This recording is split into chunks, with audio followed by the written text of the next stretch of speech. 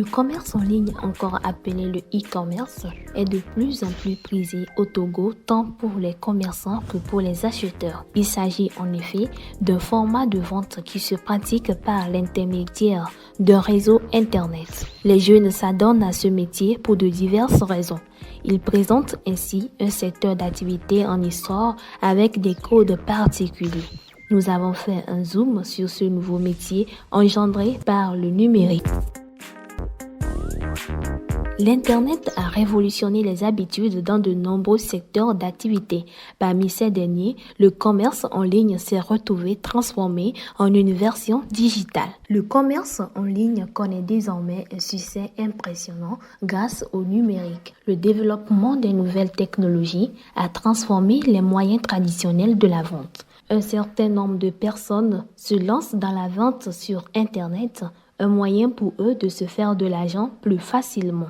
Le commerce électronique est en plein essor au Togo. Plus d'1 million de Togolais effectuent des achats et des ventes en ligne. Antoine Lali, Community Manager, nous explique.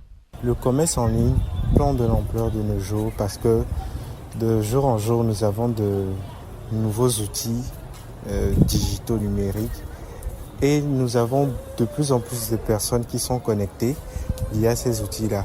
En même temps, un tremplin pour toutes ces personnes qui vendent des choses, qui font du commerce, de toucher une cible beaucoup plus large, plutôt que de se limiter à des moyens de communication qui touchent des cibles beaucoup plus petites. Ebenezer, un commerçant en ligne, nous donne d'autres raisons qui propulsent selon lui ce type de commerce. J'ai choisi ce mode de commerce parce que ça donne plus de liberté, plus de diversité. Vous pouvez vendre beaucoup de choses. Par exemple, si vous n'avez pas de boutique où étaler vos produits, ça vous donne une latitude de vraiment poster tout ce que vous voulez, que ce soit des produits de consommation ou les habits, les chaussures, tout ce que vous voulez sur les réseaux sociaux. Comme ça, quand les gens sont intéressés, ils vous fassent signe et vous leur livrez en même temps les produits. De nombreuses plateformes digitales facilitent ces échanges commerciaux. Un des avantages principaux est le gain du temps. La transaction étant digitale, le processus ne nécessite pas de rencontre physique de l'achat à la livraison. Ebenezer nous explique. Le commerce en ligne ne se passe pas comme le commerce basique. Je vends les accessoires, des montres, des bracelets, je vends des gourdes, je vends des thermos, je vends des chaussures et je vends des vestes aussi, tout ça en ligne. Nous, d'abord, on va pour acheter les articles chez les grossistes.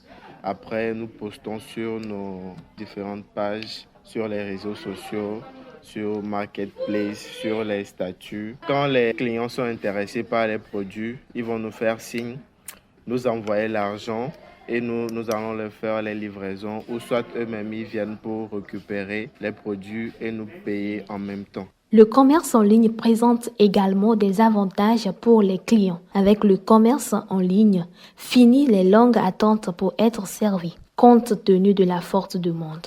Contrairement à une boutique physique, le commerçant en ligne donne accès à ses produits 24 heures sur 24. Le client a la possibilité de consulter le produit comme c'est en ligne, de voir les caractéristiques du produit et de pouvoir comparer plusieurs produits. Le client a aussi la possibilité de commander de n'importe où, à n'importe quelle heure et ça lui donne un gain de temps assez large. Et le client peut commander beaucoup de produits. Au contraire de venir au marché, tenir les bagages et tout ça, nous on se charge juste de livrer les produits. Par ailleurs, ce format de vente en ligne présente aussi des risques de sécurité. Dans certains cas, des problèmes de paiement ou de non-conformité des articles peuvent se présenter, comme le témoignent des personnes interviewées à Lomé. Ça m'est arrivé une fois d'acheter un sac en ligne. J'avais vu ça sur le statut WhatsApp d'une amie et ça m'a plu. Mais à la livraison, j'ai été déçue. J'ai vu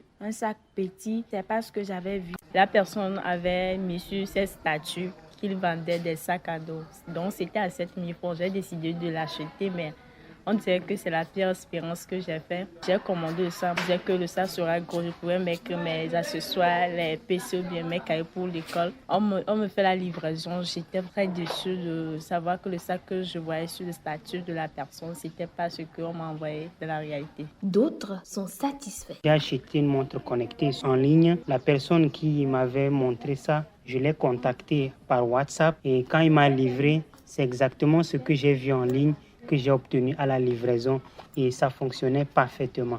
Le système informatique permettant d'avoir des clients à travers le monde entier, certains clients peuvent se retrouver arnaqués ou trompés sur les caractéristiques, voire le prix des articles. Voici quelques idées selon Antoine Lally pour éviter les arnaques en ligne. En ce qui concerne les arnaques en ligne, il faut croiser toutes les sources, tester la fiabilité des sources de ces commerces en ligne. Avant d'envoyer de l'argent à qui que ce soit, il faut s'assurer vraiment d'avoir reçu le colis ou le produit pour lequel vous versez de l'argent. Et quelques conseils. Pour les clients, le conseil que je leur donne, c'est vraiment de faire attention, de croiser toutes les sources afin de déterminer si ces sources de commerce en ligne sont vraiment fiables avant de passer à une action quelle que soit. Comme conseil pour les commerçants, c'est de vraiment faire en sorte que leur commerce ait cette crédibilité-là auprès des clients, de mettre en place toutes les actions nécessaires pour que leur commerce soit valorisé et pour que les clients aient une certaine crédibilité auprès de ceux-ci. Le commerce en ligne offre une multitude d'opportunités au Togo pour les entrepreneurs et les consommateurs.